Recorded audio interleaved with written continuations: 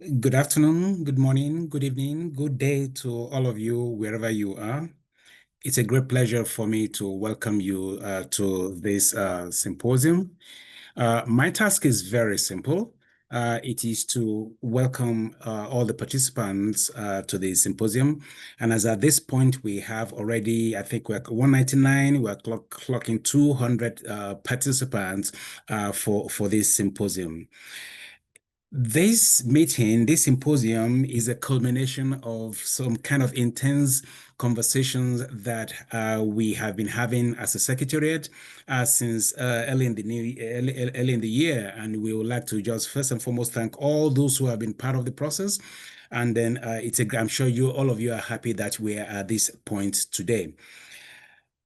Let me also start by noting that the international development space has been undergoing different kinds of changes for the last 20 years. Particularly, we've seen changes in the ODA, we've seen changes, cuts in development aid from various, some of the classic donors, some of the governments, and some of the agencies. But this year we have seen phenomenal changes in the aid architecture with the killing of USAID early in the new year. We've seen very tragic and drastic changes that call to attention the focus of our work and how we need to be doing this work a little bit differently. We've seen these changes affect sectors, programs, projects, themes, countries, interventions, name it, it's affected different kinds of areas. And these are some of the things that we'll be teasing out and looking at during this symposium. But in particular, we've seen these changes affect our work in social and behavioral change.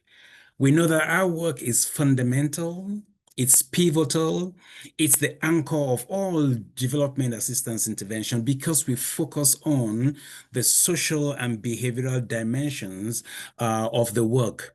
And we know that these changes have really affected our work.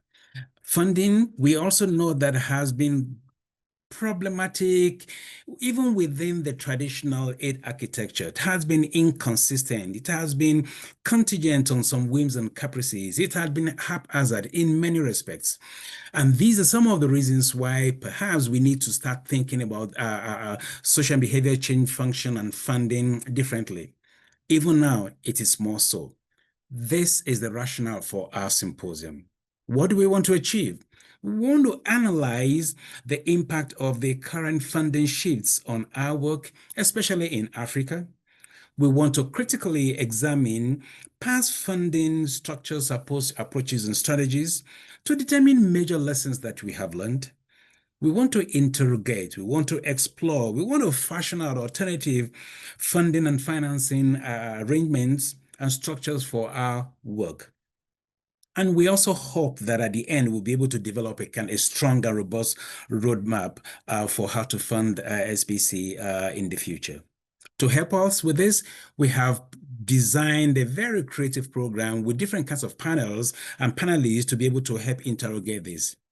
And I believe that they will be doing justice to it. So I suggest that we all take advantage of the panelists and the various kinds of conversations that we will be having. To close, we need a new practical, innovative, and sustainable strategies for funding and financing SBC.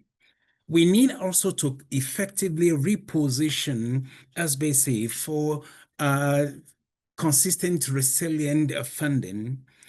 I believe as an African, we need to challenge the political, cultural, economic structures in Africa to make them more responsive to effective funding so that we avoid the dependency syndrome that had characterized our previous operations in terms of how SBC is functioned, is funded.